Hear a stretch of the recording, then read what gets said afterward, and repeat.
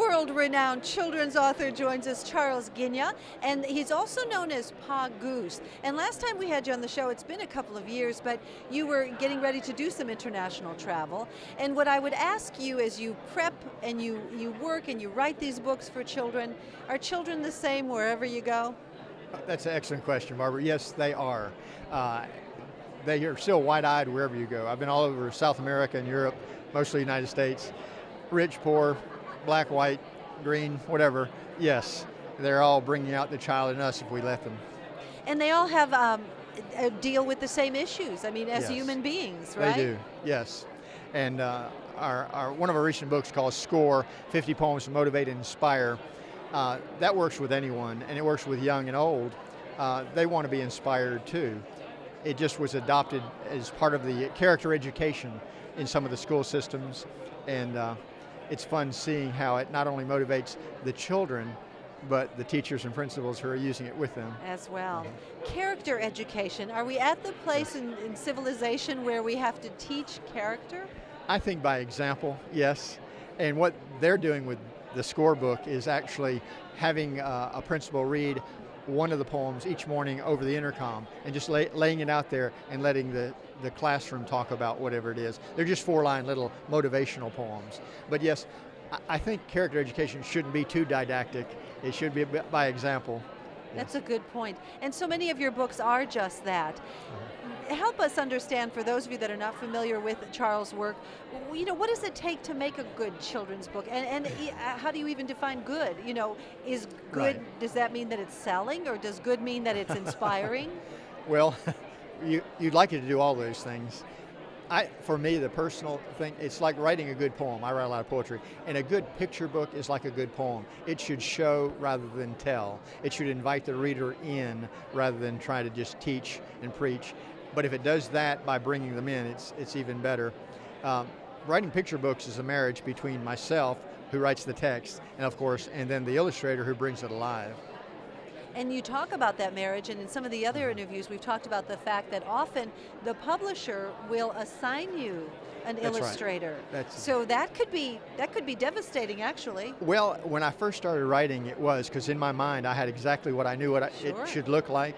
But what I learned over the years is making a picture book, like most things we do in life, takes teamwork. And the more I gave over to understanding, when I was finished with the text part, the editorial part, we handed it over to the illustrator and the art department and let the magic happen on their end. When the illustrators did ask me, and do ask me, what I see, before I answer, I always say, before I tell you what I see, I want you to take it and run with it, because now it's yours. And if you promise me not to tell me how to rewrite my poems, I promise I won't tell you how to redo your pictures. And that's probably makes for a good marriage, doesn't it? And I'm along always the way. amazed by the images that they come up with.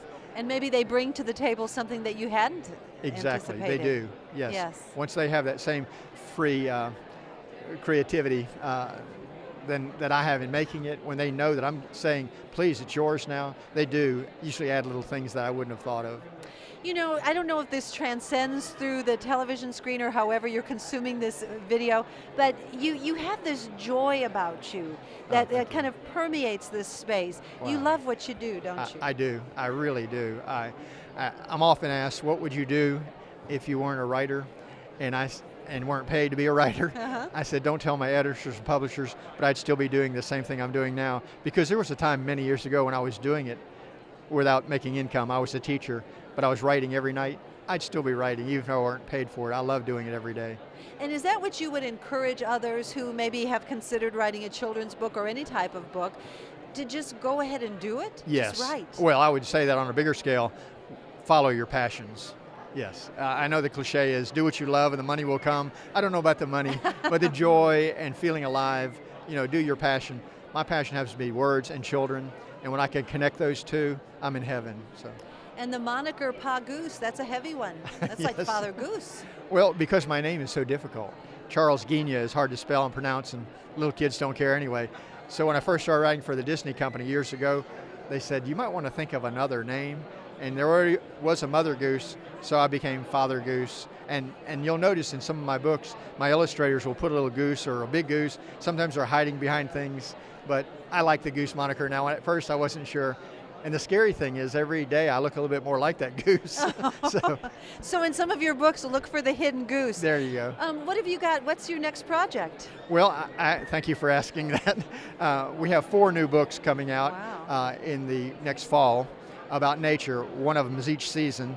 And then we have 4 more following that, which is a series of books about how to take care of the environment for children and just be more aware and enjoy the world around you. Take care of Mother Earth and she'll take care of you. And now that was talking about Mother Earth from Father Goose. Right. Indeed. Well, continued success, and Thanks it's a lot. always a pleasure to have you here. Nice talking with you, Barbara. Thank you so much. We've been talking with children's author Charles Ghigna.